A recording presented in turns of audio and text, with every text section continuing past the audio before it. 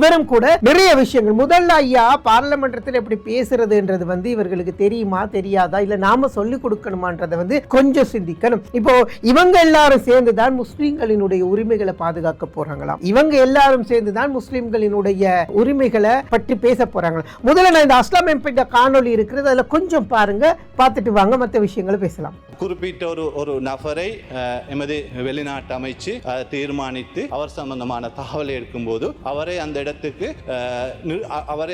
Appointment கொடுக்க முடியாத ஒரு சூழ்நிலை வந்தது. பிறகு இன்னொரு நபரை அந்த இடத்துக்கு நாங்கள் போட வேண்டும்.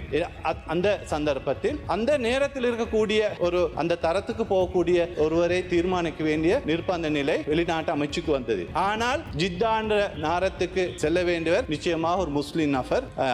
ஹஜ் யாத்திரையோடு தொடர்பானது. ஹஜ் யாத்திரைக்கு மக்காவுக்கு முஸ்லிம் அல்லாதோரை அந்த இடத்துக்கு போய் அதுக்குரிய ஏற்பாடு செய்யக்கூடிய ஒரு கஷ்டமான நிலைமை. நாங்கள் 8 பேரும் பாராளுமன்ற உறுப்பினர்கள் 8 பேரும் ஒன்றாய் சேர்ந்து நாங்கள் எமது வெளிநாட்டு அமைச்சோட பேசினோம். பேசிய பிற்பாடு அவர்கள் அந்த நிலையை உணர்ந்து கொண்டார்கள். எனவே எங்களுக்கு இந்த 8 பேருடைய ஒற்றுமையும் 8 பேருடைய செயற்பாடும் நிச்சயமாக இந்த நாட்டுக்கும் இந்த நாட்டில் உள்ள முஸ்லிம்களுக்கும் ஒரு சிறந்த ஒரு எதிர்காலத்தை முஸ்லிம்களுக்கு ஒரு பொருத்தமான சூழல் உருவாக்கி கொடுக்க முடியுமான ஒரு சக்தி எங்களுக்கு உள்ளது.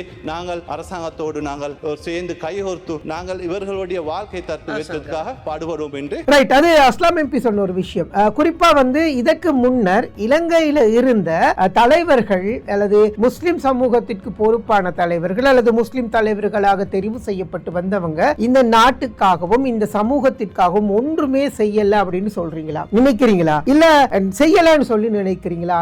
எனக்கு தெரிஞ்ச காலத்திலிருந்து HM அஸ்ரப் அவர்கள் தொடக்கம், ஏன் ரவுஃப் ஹக்கீம், ரிஷாட் பதுருதீன், அதுக்கப்புறம் அப்படியே வந்த பாக்கீர் மாக்காரா இருக்கட்டும் அல்லது இப்போ அசாத் அலி வரைக்கும் எல்லா தலைவர்களும் அல்லது பாராளுமன்றத்திற்கு போனவங்க எல்லாருமே முஸ்லிம்களுடைய உரிமைகளை பற்றி பேசி இருக்கிறாங்க. முஸ்லிம்களுக்காக நிறைய போராடி இருக்கிறாங்க. முஸ்லிம்களுடைய உரிமையை பெற்றுக் கொடுக்க நின்று இருக்கிறாங்க. இப்படி நிறைய விஷயங்களை செய்த தலைவர்களை முஸ்லிம் தலைவர்களை அஸ்ரப் செய்யாததா?